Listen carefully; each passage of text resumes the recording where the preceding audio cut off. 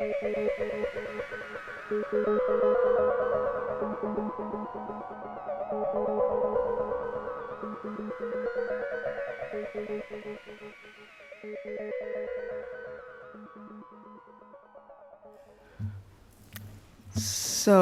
15 years ago, give or take a few months, I stood in this pulpit as an intern, as Lisanicole noted, and I shared with you my ponderings about prayer. I was in my 50s, but still a baby minister. Wide open to learning, trying to figure it all out, my questions back in 2004 were maybe the predictable ones. Does prayer work? If yes, does it matter if you don't know who you're talking to? If no, does it matter at all if you do it? And what is the it of it anyway? Well, in that sermon, I told this story from the year before when I had served as a chaplain in training at San Francisco General Hospital. It was about my second week on the job, in other words, before I had any skill or even much comfort with the questions that arise hourly in a place where people suffer and die. I poked my head into the intensive care waiting room where I saw a man and woman standing, looking stunned. I could see that it was my job to walk into that room and introduce myself as a chaplain. And the man exploded in anger. "I don't believe in prayer," he shouted. "To ask God for what you want, it's like asking Santa Claus to bring toys for Christmas."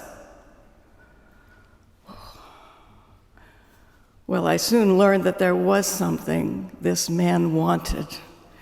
And he wanted it with every fiber of his being. His son was gravely injured. The father himself had crashed his car speeding to the hospital after he got the news, but that was nothing. His son, a beautiful young man in his 20s, had been found by police on a sidewalk where he had landed after falling or being pushed from the roof of a 2-story building. He was in a coma, and the doctors could not yet say how bad it was. I'd walked right into the middle of a desperate conversation this father was having with himself about what one should or shouldn't, could or couldn't ask of God. Well, I listened to him and his wife talk about their son, their fears, their hopes, their great love for their boy. I knew less than nothing, but I knew enough to recognize the holy in their love, in their suffering, in their speaking, and God help me, in my listening. The following week, when I was next at the hospital, I looked for the young man in the ICU. My heart plummeted when he wasn't there. But then a nurse who saw my expression rushed over to tell me he'd been moved to a general admissions floor. He was going to make it. I found this young man who, as it happened, was exactly the age of my eldest, sitting up in bed and talking to his parents. This time, the father greeted me with a hug. "Well, chaplain," he roared again, this time with joy. "Your prayers worked after all." Well, I didn't think that way, and I'm pretty sure he didn't either, but again, there was the holy, in the love among them, in the joy in all of us. Well, I don't know what happened to them after they left the hospital. You don't, as a hospital chaplain. But I do know that family lives in me, and I visit them often. They were among my great teachers. When I remember these moments, I feel the same hushedness I felt there in the hospital the alertness, the exquisite stillness. Here's another story from my first street retreat with the Faithful Fools, a couple of years before my internship here and at the Fools. So, in other words, I knew even less then. Well, the streets of the Tenderloin were a little different then. The suffering was not so much out in the open as it is now, nor the ways people find to ease their suffering. Still, a half block away from the Fools building on Hyde Street, when I rounded the corner on Eddy, the first thing I saw was a man crouched in a doorway, receiving a crack rock from dealers. I saw the money disappear into their pockets. I saw the buyer's hands shake as he lit his pipe. I saw his need and the pleasure the dealers took in making the sale. At the same time, I heard my mother's voice in my head, the voice of exasperation. Why would you put yourself in a place where you would see something like that? Well, this became a question I returned to again and again, though in my own head I dropped the exasperation and my mother's Southern accent. One reason I would put myself in that place again and again, I came to realize, is that the Faithful Fool's way of open-hearted walking invited the same quality of being I would later feel in the ICU waiting room, listening to that family. A sense of time stopping, a sense of being who one is where one is, which is also the way Gerald May described the deer he met in Rock Creek Park. Alert, inside a stillness that becomes exquisite. In Wisdom of the Wilderness, May defines wildness as something to seek not only in nature, but in the untamed truth of who you are. My mother's voice that day on the streets was part of my untamed truth. And dimly I could begin to see that the way the fools walk with people in the Tenderloin is a mirror into truth, as well as a window.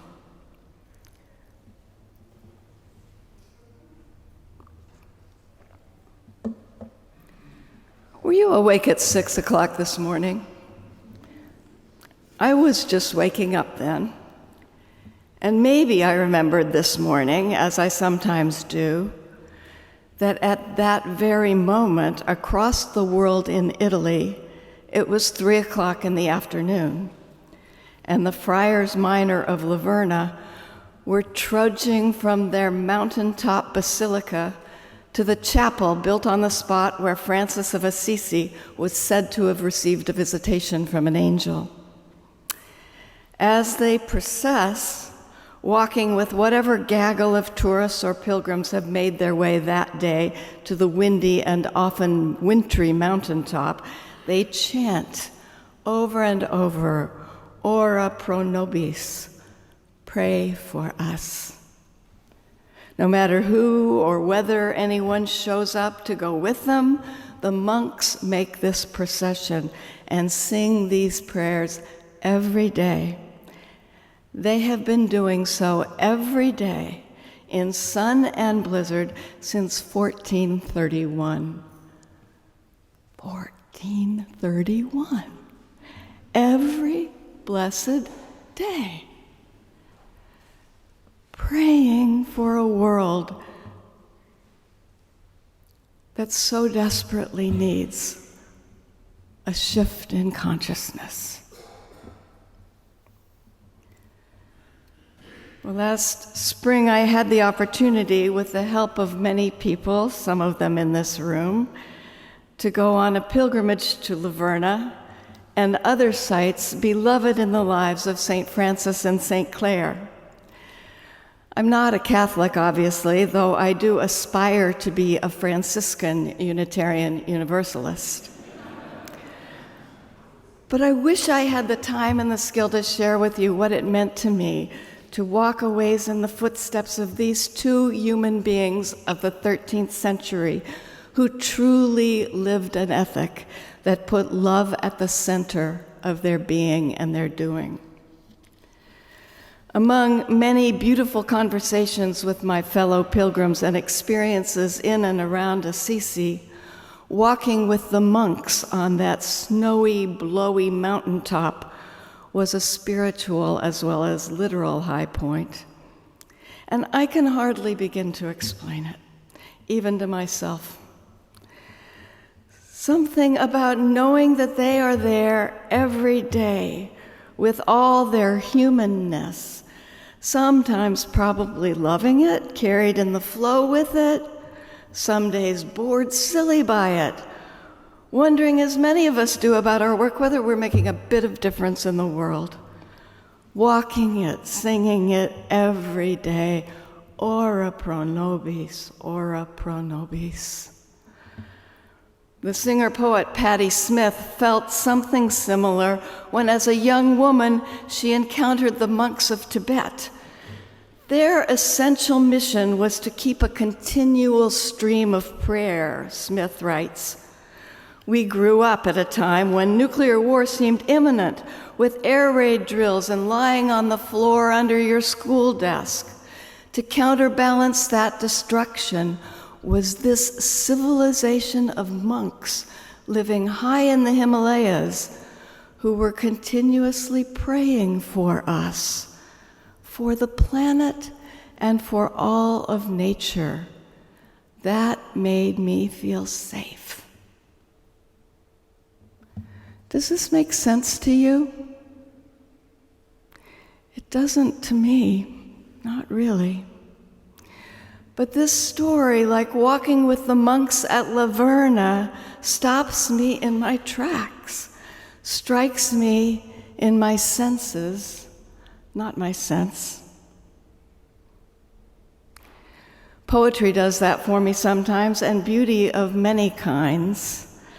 On the cover of your order of service is a photograph of the ruin of Tintern Abbey in Wales, which is one of those thin places for me, where it seems you can see through the illusion of separateness to a greater truth. I've only been there once, and it was decades ago, but the memory is vivid inside me. There's something about these places. The Tenderloin, the park where a deer stands in the woods, the ICU waiting room, La Verna, Tintern Abbey. Something about these places that makes living an ethic of love, living with love at the center of my being, somehow feel more accessible. In my dwindling store of lines memorized from poems are several from one by Wordsworth, with an unwieldy title commonly shortened just to Tintern Abbey. These lines: with an eye made quiet by the power of harmony and the deep power of joy, we see into the life of things. With an eye made quiet by the power of harmony and the deep power of joy, we see into the life of things.